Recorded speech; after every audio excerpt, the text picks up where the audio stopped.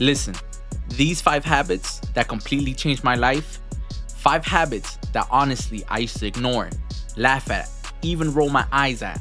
I thought they were boring. I thought they didn't matter. But when I actually started living them, not just reading about them, not just hearing about them, but practicing them every single day, my entire life shifted. And today, I want to hand those 5 habits to you. I call them the SELFS life: self-motivation, self-talk, self-discipline, self-love, and self-awareness. These 5 are the difference between drifting through life and actually building one you're proud of. By the end of this episode, you won't just know what they are, you'll know how to start living with them. Welcome to season 3 of One on One. If you've been rocking with me since day one, you know this is not your average self-help show. This is real life, raw lessons, and the kind you only learn the hard way. I'm not here to preach at you. I'm not here to give you advice. I'm here to share my bruises and my breakthroughs, the exact stories, struggles, and wins that taught me how to become a powerful person with these habits. Because let's be real, nobody teaches us this in school. We graduate knowing how to solve equations, maybe even how to write an essay, but nobody teaches us the tools for self-motivation when life knocks us down, or for self-talk when your mind turns against you, or for discipline when Netflix feels easier than chasing your own dream. And that's why this episode matters. These 5 habits are the foundation, they're the soil you build, and today we're going to dig into each one by one. So let's go. Self-motivation. Here's the hard truth, and you probably heard it a million times. Nobody's coming to save you. Nobody's going to show up at your door with your dream job or the perfect opportunity or the motivation to finally start the thing you've been putting off. If you sit around waiting for someone else to light your fire, you're going to stay cold. I used to believe opportunities would just find me, that if I stayed patient, stayed ready, good things would happen and good things will appear. Spoiler alert, that's not how this works. I wasted months, I wasted energy, I wasted years just sitting still.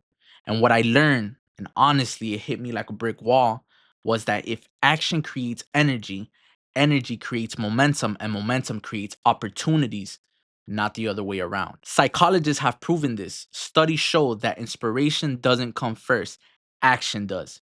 You have to move. That's when your brain catches up. It's backwards from what we're told. So here's the challenge: don't wait for motivation. Do one tiny thing today. Send that email, open that notebook, walk 10 steps outside your door. Because once you move, the fire starts to burn. But here's the thing: even if you get moving, there's a voice in your head that can kill all that progress before it even starts.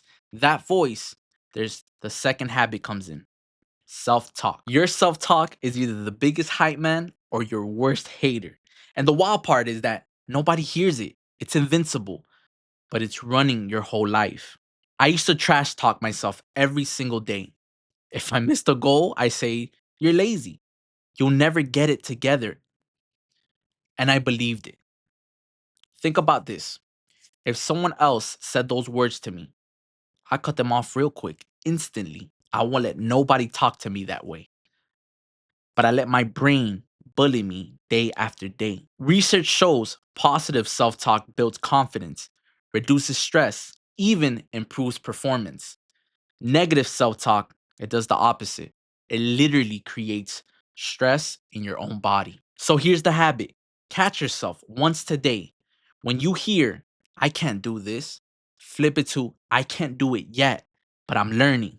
That one word, "yet," changes everything because you still have hope to keep on going and change everything you have for yourself. But here's the problem: talk is cheap. Motivation and self talk might get you started, but without this next habit, it all falls apart. And that's why self discipline is the real bridge between dreams and reality. Self discipline. Motivation starts the engine, discipline drives the car, and without it, you're going nowhere. I used to think discipline was punishment, like it was meant being strict, robotic, even joyless within myself. Then I realized discipline isn't prison, discipline is freedom. Because when you build habits, when you keep promises to yourself, you stop living at the mercy of moods and distractions. You're free. There's this famous experiment called marshmallow, where kids who resisted eating one marshmallow in the moment ended up doing better long term in life. And that's delayed gratification. That's discipline. So here's the challenge: pick one tiny discipline this week, something super simple, not too complicated. No phone after midnight, write one page of an essay, or drink more water, but do it for 7 days straight to prove yourself that you got what it takes. But here's the trap: discipline without compassion can burn you out. And that's why the next habit, self love, is one of the most important ones. You can't hate yourself into becoming better. You can only grind, hustle, but without self love, you'll collapse. I used to think self love meant being soft, lazy, indulgent, but I realized self love is treating yourself like someone you actually want to see win. You don't quit on your best friend. You don't cheer when they fail. You push them. You encourage them. That's self love. Research shows self compassion doesn't make you weak, it makes you more motivated, more resilient. Beating yourself up does the exact opposite. So, next time you mess up, try this. Ask yourself, if I cheer for my best friend and I want to see him win, wouldn't I want that for myself? But love without honesty, that can be dangerous.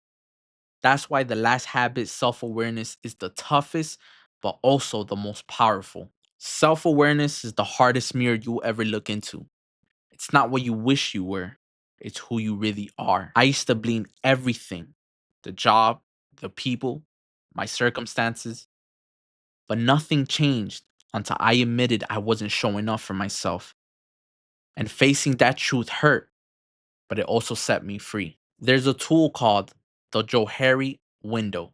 It shows that the biggest growth happens when we confront our own blind spots, the things that others see in us, but we can't see in ourselves. So here's the challenge: ask someone you trust, you truly trust, what's one thing you see in me that I might be blind to?